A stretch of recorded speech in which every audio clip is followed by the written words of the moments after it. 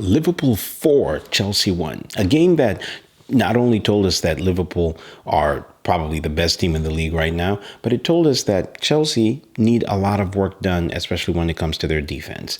Now, most Liverpool and Chelsea fixtures of late have been ending in stalemate, and it's been important for Liverpool to get the 3 points today because not only trying to stay ahead of Manchester City and Arsenal, but they also want to send their manager off in style at the end of the season. Now, Liverpool are a very emotional club, and one thing that we know they were going to definitely do today is they were going to wear their heart on their sleeves. They started the game like a house on fire, and Chelsea could not keep up with them. But anyway, guys, it's your boy Izzy. If you're new to the channel, please consider hitting that like and that subscribe button to let YouTube and everybody else know that you are enjoying this content. Now, this game started off in typical fashion. Liverpool were very, very good, but they could have fallen behind thanks to Conor Gallagher, who, when he went over, was tripped by Van Dijk. Now, in my opinion, I think it was a penalty, but VAR did not think so. The game continued, and eventually it was stopped for a while, and VAR looked at it and they thought, this is not a penalty kick. Now, I do feel as though if this was Liverpool on the other side, because this is Anfield, and maybe with the pressure that the players and the stadium would have put on it, it might have been called as one, because I do think there was contact. But that did not put Liverpool off. They continued in the same vein of form that they had started the game, and Darwin Núñez, who was eventually going to be the most unlucky person in the stadium, hit the crossbar, and this was going to be a precursor to the type of night that he was going to have. Liverpool were dominant in the first 20 minutes, and Chelsea could not get a breather. But they were rewarded after 22 minutes when Diogo Jota finally wriggled free after he got a pass from Conor Bradley, who was immaculate throughout this whole game. He managed to get past the Chelsea defense and slotted the ball behind Petrovic with ease. Now, there was a little bit of a stoppage because they thought that the ball might have come off of his hand, but it was cleared shortly thereafter. And Liverpool were now ahead. And one thing that you don't want to do is go behind at Anfield, because the fans, especially with the mood that they've had all through the week, were willing Liverpool through.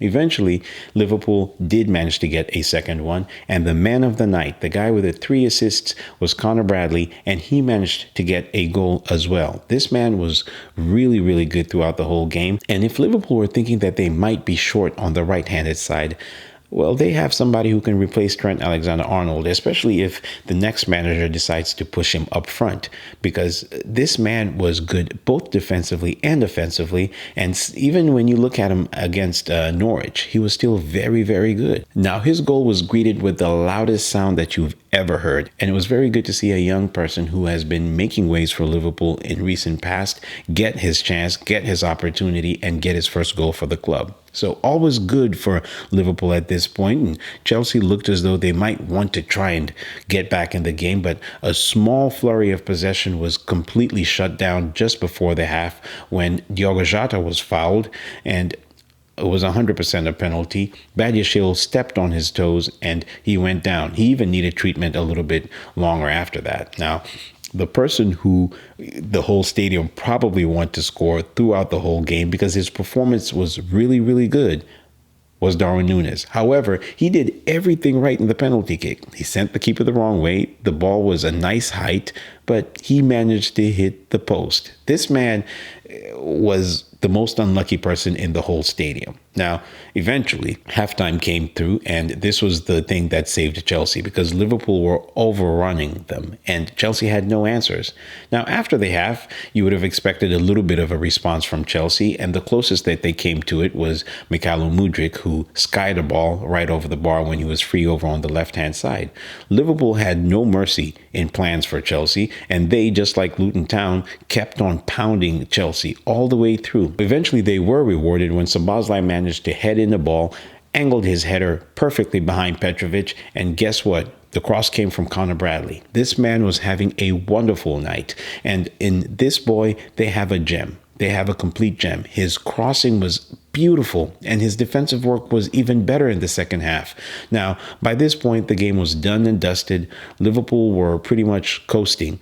But Chelsea did decide to have a small flurry of chances, one of which they managed to put away. Christopher Nkunku is somebody who all Chelsea fans have extremely high hopes for. And why not? Because each and every time he's come on and he's played, despite his injury problems so far this season, he has impressed. He was able to collect the ball from Carney Chukwuemeka, and he wriggled his way, and he managed to turn the ball into the net. Now, Chelsea will need to do a lot better in their defense, because one of the things that was an overriding theme all the way through was the fact that Badiashile and Disasi was struggling very badly with each and every Liverpool attack. Now, at 3-1, Chelsea probably thought that they might be able to try and get back in the game, but that was quickly extinguished when eventually the ball was turned in by Luis Diaz after some very good work from another man of the night, Darwin Núñez, was finally rewarded with something. Yes, he didn't get a goal, but he did get an assist. This game could have easily ended up 5 or 6 or 7 because Liverpool were just that good. And of course, you know that they were going to put their A game. Now, this is going to be the precursor to the Carabao Cup final. Do I think the two teams will be so distant in the final as they were in this game? I don't think so. Finals are usually games that both sides do give their best. And that's not to say that Chelsea wouldn't give their best in this game, but this was a partisan crowd. This was a Liverpool that is very revved up, a Liverpool that's on very good form, and a Liverpool that's gearing up for a very tough game against Arsenal. So it was almost unimaginable for Liverpool not to win this game. And with the fact that Manchester City had a relatively easy game against Burnley, and with Arsenal winning yesterday, Liverpool knew that they needed to be on top gear today. And they did that. Jurgen Klopp looked very calm and composed. Then they also had Trent Alexander-Arnold and Andy Robertson, who managed to come into the game. So Liverpool are looking at a very good team. And despite the fact that they don't have Salah, and they probably won't have him for a little while longer, Liverpool are going to be in safe hands with Gakpo, Jota, Núñez.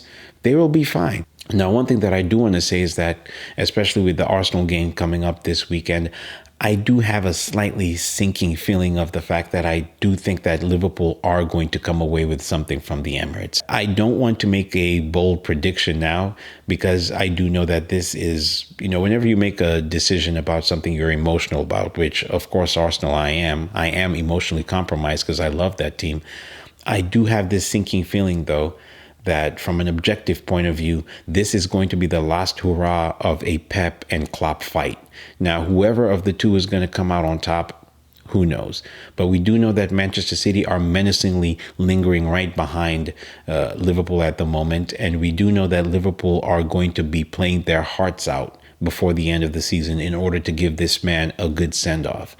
So something about the way the season is playing out seems like a very well scripted episode of the Premier League, where for the very last time, Jurgen Klopp might lift the trophy, or Pep Guardiola will do as he's done in the last 5 or 6 years and just pip Jurgen Klopp in this series that we call the Premier League. So I hope not. I do hope that Arsenal will claim the 3 points over the weekend, but I do find it very hard to envisage anything other than the soap opera ending with either Pep toppling Klopp as he's always done over the last few years, or with Jurgen Klopp's team pulling for him right up until the end.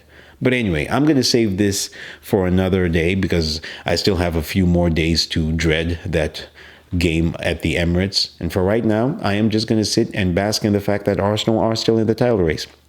Look at me making this video about Arsenal. Anyway, guys, let me know what you think down below. Do you think that Liverpool are still going to be able to keep marching all the way to the end? Do you think that Manchester City are going to stop them? And do you think that this game is going to be a precursor to the Carabao Cup final? Do you think that they will just dismantle Chelsea as they did today? Anyways, let me know in the comments down below. Thank you so much, guys, for watching. I really appreciate your support all the way through. It's been your boy, Izzy. And as always, peace.